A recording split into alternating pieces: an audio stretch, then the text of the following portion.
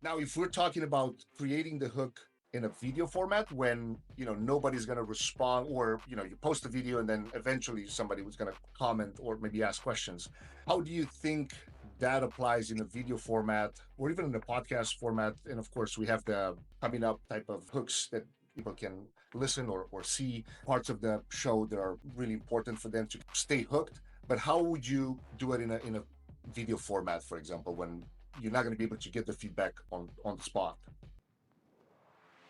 Brandon, hey, let me tell you the truth. It's not about who you know, but who knows you. Brandon, it's your story. You can rewrite it if you so choose. It's your life. You decide those moves. Brandon, you want to talk about getting the bag? He built a 7-figure brand from scratch. Brandon, it's the Brand Up Podcast, but you already know. Enough talking, bro. Let's start this show. Brandon. Yeah, I mean, so people go live, and so usually what they do, like on a Facebook Live, they'll be like, "Hey, everybody, how's everyone?" And they do this 3-minute greeting while they wait for people to come in, right? Because they got to get the notification out, and then people join the room. And it kind of makes sense why they do that, because they're waiting for people to join. However, most lives are actually watched on replay and not live. So if I'm watching someone's Facebook replay live and I'm scrolling through, and they give me a 30 to 45 second greeting, I will keep scrolling. However, if they capture my attention in the first 3 seconds, I'm going to stop the scroll. And so when you're doing video, you want to think your first sentence, whatever it is, needs to do something that stops the scroll immediately, because a lot of people are just going to watch it on replay. And so it's going to pretty much follow the same framework as you do in a physical stage as doing it virtually. You just have to stop the scroll, which can be even more challenging because people are scrolling all day long, and you have to do something that immediately captures attention and gets them to stop. How long is the hook in your opinion? And of course we have a combination of YouTube long form content, 10 minutes and above, and then we have the short form reels when you really have to have, like, now we're talking visual hooks, audio hooks, written hooks, like they're like, how do you combine these? Or maybe do you have a format or a preference that applies to all of them? Or of course, it can be separate. Yeah, I mean, yeah, it's just, if you're trying to get more advanced on reels, then, you always want to just look up what's the trending audio, and you just research those things and then just put them in there. So when you're doing long form content, you can have a little bit longer of a hook, right? So if you have if you're doing a 30-second video, your hook's going to be like 3 seconds long, literally 3 to 5 seconds. It's going to be quick, and it's going to be something that really captures attention. But if you're doing a 20-30 minute video, your hook could be a little bit longer.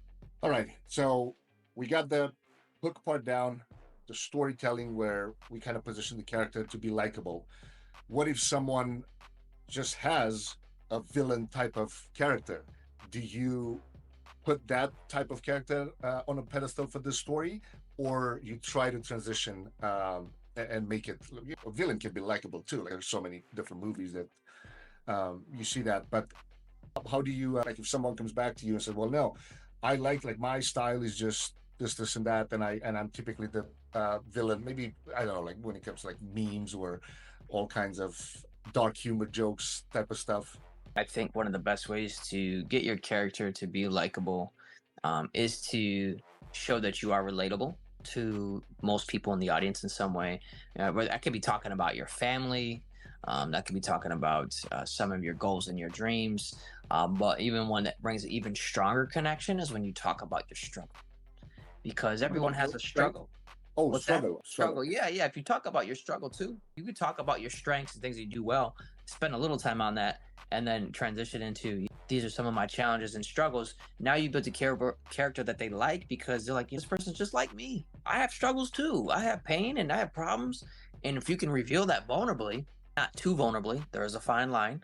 If you can just share some of your pain and your struggle with your audience, they will start to like the character in the story because they feel they can relate, or they once were that character. That makes perfect sense. All right, so we got the hook, storytelling, character. What about the teaching part? How do you help speakers not share too much? Or maybe this is not a thing, but you hear so many different versions of, oh, you have to only teach this much to not give away everything. But then you have Gary Vee that says, no, give away your best stuff because 99% of people won't do anything. Hormozy says the same thing. How is your framework kind of combining these, and what's your favorite way to go about it? Yeah, I mean, I think when you're presenting on stage or physically or virtually, you want to drop knowledge. You really want to show that you're the expert, you're the authority. And so, yeah, I don't think people should hold back their knowledge. I think that you provide the information. So like the information is free. The implementation is a fee, right? So I'm going to give you the frameworks. I'm going to give you all my knowledge and wisdom. If you want me to show you how to specifically implement that strategically, that's a different conversation. But I will give you all the information I have. It's just that when it comes to the implementation process, most people are not going to be able to all right, you gave me the framework, I know exactly what to do, because you don't know what to do, where, how, why, and when. And so it's like they have the idea, but I think you just pour out the information that you have. That's what I do in my lives, our events, my trainings, like that. I'm giving them as much value as I possibly can, because you want to just, form goodwill. You want to serve, you want to support, and you want to help people at least be 1% better by the time this video or this presentation is over. So you got to provide them with tangible, teachable content that they can at least have for their life. And then, you can be the one to lead them there, hopefully, if they want to work with you. Man, I'm going to quote you on that. I have to listen exactly what you said, but you said something. What I'm sharing is it's free, implementation is a fee. I like that a lot. That was a really good one. I'm going to quote you on. I'm going to use that for promoting this episode, because that was can't remember exactly what you said. The first information is free. Implementation is a fee. That's a really cool one. All right, so we got the hook, storytelling, character, the information, and then now it comes down to the pitch. This is where I see a lot of people kind of struggle with being afraid to pitch, or just kind of feeling awkward to pitch for one way or another. Why do you think that is? Or do you see that in your own? It's very common because they don't believe in their value. And so why? I believe a lot of people don't believe in their value because we might go crazy here for a minute. So yeah. I believe that most people think that being poor is a good thing. Now, they don't actually say that out loud, I want to be poor, because that would just be crazy to say out loud. However, their resentment towards rich people, they're hating on wealthy people. They think that wealthy, rich, and successful people are cheaters and they're thieves and they manipulated and they inherited it. So they have a really negative feeling about people who have a lot of money. And so you cannot become what you hate. So if you hate it, you can't become it. And so every time that you want to grow your business and make the sale, make the pitch, you hold back and you self-sabotage, because if you were to get all this money, you would become like the person mom and dad said were bad, evil people. And you don't want to let them down. You don't want to hurt their feelings. So you self-sabotage and play it cool, and you don't make no sales, and then you say, this business is not working.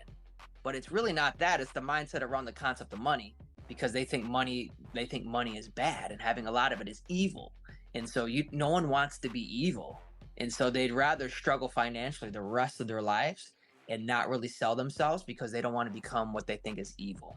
And if it's something that you can give people really short, it can be a sentence, how they can fix, and of course, we're not talking about fixing your entire mindset for the last 20 years now, but if it's something that you can give them really short, quick, how they can go past that awkwardness or to not feel awkward when they pitch. What do you think it can be? Like more clients, and then now they realize, oh, actually what I'm doing helps people, or like, what is it? What do you think it's something that people can take home and be like, oh, damn, I didn't realize, I can do this without feeling awkward or whatever? I think it comes down to the money mindset. I mean, it really does. And so until that gets fixed, I don't think no sales pitch is really going to work. Even they could have a great presentation and a great product, but if their mindset about getting money from people is off, it's going to be a challenge for them. So I think it comes down to, for them, understanding money has a great way of providing value once it's in the right hands. So if all these rich people are evil, right? If they think that they're all bad and they all stole and they're all corrupt and crooked, how about you be the one to change that and you get the money because you are a good person, and then do some good with it. You can do more good with the money than you can without it. And so I think it is our moral obligation to sell as many products and services as we can if we believe that the product and service that we sell helps people. If you believe that it helps people, it becomes your responsibility to sell it to them because it's helping them. Selling is, people get weird about the word selling. Change the word. It's not just selling, it's serving. So if you don't like the word selling, you're serving. You can serve people at a higher level once they have your product or your service to make their life better. That's one of those moments when you drop the mic. But you said something really cool, and I know we're getting close to wrapping things up. But you said something like, "All right, even if you don't necessarily change the mindset right now, and you still think about all these people that are bad, that have money and they're rich or whatever, how about you start with you? You're not a bad person." And nobody's gonna say about themselves that they're bad. So I like how you. It's powerful, but it's simple at the same time for people to kind of wrap their head around. Man, these were really powerful tips that you shared today. I know you mentioned about your competition, your speaker competitions. Can you just quickly share how can people find out more about those if they want to work with you or they want to participate into that? Yeah, I mean, you can connect with me, right on social, Jesse Cruz on Facebook. Send me a DM, and then we just have a conversation and see if it's a good fit, and we'll get you going from there. Brand up,